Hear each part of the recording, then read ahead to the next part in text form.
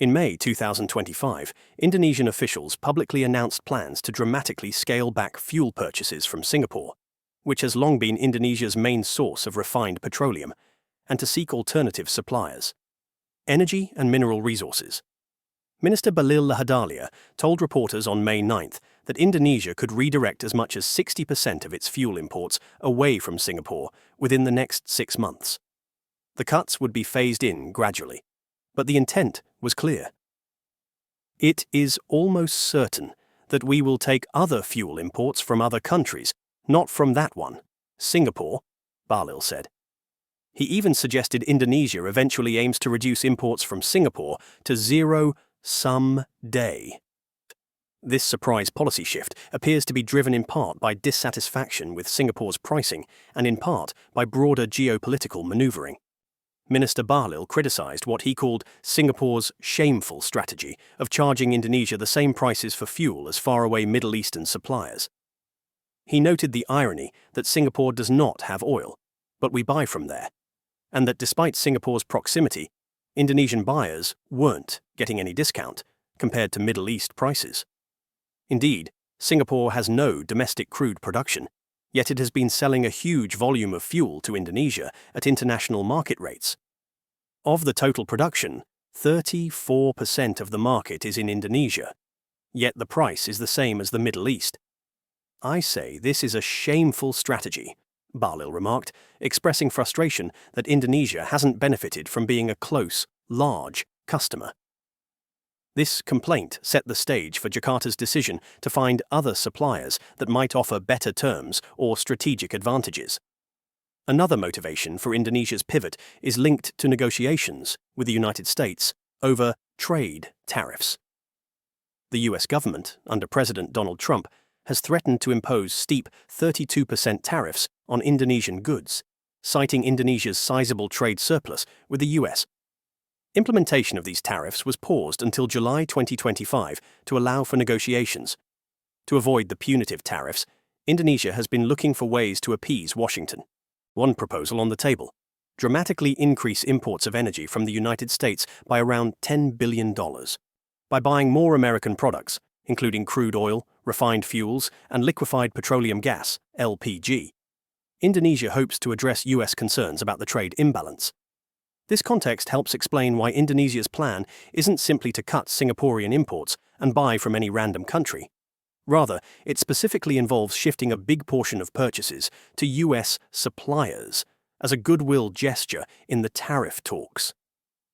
Minister Bahlil confirmed that increasing fuel imports from the US is part of a wider proposal Indonesia has made to Washington as a way to stave off the 32% tariffs.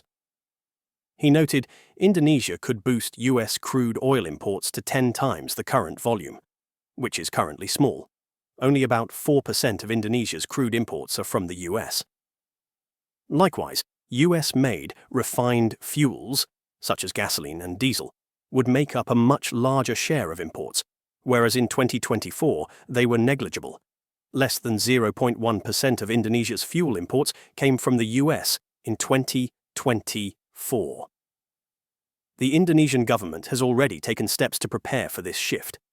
Coordinating Minister for Maritime Affairs and Investment Luhut Binsar Panjaitan in May 2025 issued a directive to Pertamina, Indonesia's state-owned energy company, to halt fuel imports from Singapore and start sourcing elsewhere.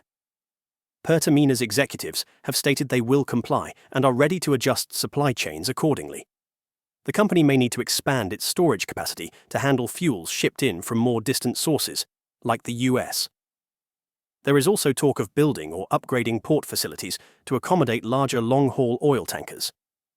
This is crucial because bringing fuel from the Gulf of Mexico or the Middle East will likely involve using bigger ships for longer voyages, unlike the relatively short-hop shipments from Singapore. In fact, Indonesian authorities have reportedly begun constructing new docks that can receive very large crude carriers, VLCCs, or other big vessels, anticipating the need for more direct imports from distant producers. Despite the bold announcements, Indonesian officials acknowledge the transition will be gradual and carefully managed. Existing supply contracts can't be upended overnight, without risking domestic fuel shortages. Pertamina and other importers typically secure term contracts on a FOB Singapore basis, meaning fuel is bought at Singapore's port and then shipped to Indonesia. These contracts often run for months at a time. As of May 2025, traders noted it was business as usual, and no immediate cut-off of Singaporean shipments had occurred. However, when Pertamina enters negotiations for the next batch of import contracts for the second half of 2025, it is expected to seek deals with US suppliers or Middle Eastern refineries in place of some Singaporean volumes. In the early stages, Indonesia envisions shifting about 60% of the fuel it currently buys from Singapore over to the US, and possibly to Middle East sources. Singapore wouldn't be entirely eliminated right away, but its dominance as Indonesia's fuel source would be sharply reduced as Indonesia diversifies its import mix. Indonesia's pivot is striking, because for decades Singapore has been Indonesia's go-to source for refined petroleum. Even though Singapore lacks oil resources, it developed into a refining powerhouse and regional fuel trading hub, and Indonesia came to depend heavily on it.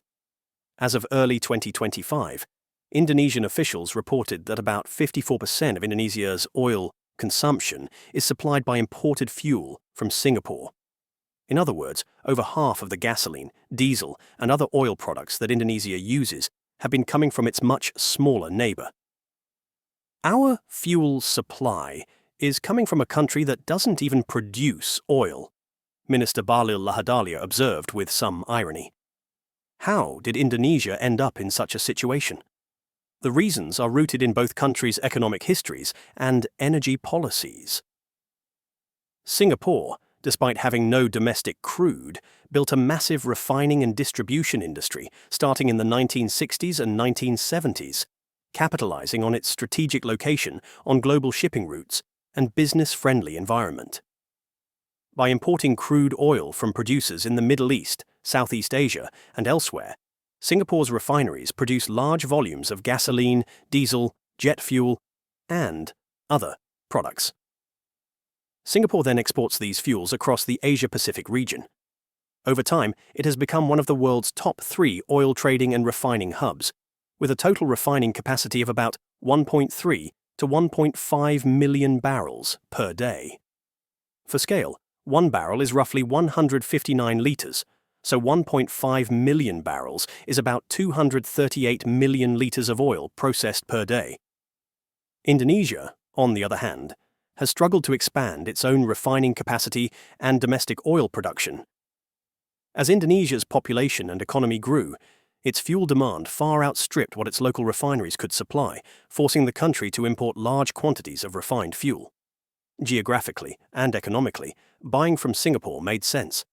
Singapore is next door, just across the Strait of Malacca, and has ample supply ready to ship. Singapore also has well-established trade and shipping links with Indonesia, making transactions efficient. Indonesian importers could purchase fuel from Singapore and have it delivered in a matter of days via tankers, rather than waiting for shipments from the Middle East or further afar. Additionally, Singapore's prices, while market-based, were competitive due to the hub's efficiency and high-volume operations. There were even trade agreements and regional ties that smoothed the commerce. As one analysis noted, purchasing oil from Singapore rather than directly from Middle Eastern producers remained the most practical solution due to proximity, trade, agreements, and refinery infrastructure. By the 2010s, Singapore had become the dominant external supplier for Indonesian fuel needs. For example, in the year 2017 to 2022, Singapore consistently ranked as Indonesia's top source of refined fuel, a trend noted by Indonesian media. Even as Indonesia imported crude oil from countries like Saudi Arabia or Nigeria to feed its refineries, it relied on Singapore for ready-to-use petroleum products. Singapore effectively acted as a giant downstream refinery for Indonesian consumers. According to customs data reported in early 2025, Singapore supplied over 60% of Indonesia's imported gasoline in 2024. That year, Singapore shipped about 236,000 barrels per day of gasoline to Indonesia. The next largest supplier, Malaysia, was far behind with roughly 79,500 barrels per day of gasoline exports to Indonesia. Singapore was also a major source of other fuels. In just the first 4 months of 2025, it exported an average of 54,000 barrels per day of diesel, gas oil, and 8,300 barrels per day of jet fuel to Indonesia. These figures show the scale of dependency. A significant portion of Indonesian trucks, cars, and planes effectively run on fuel that was refined in Singapore. But anyway, do let us know what you think. Thanks for watching.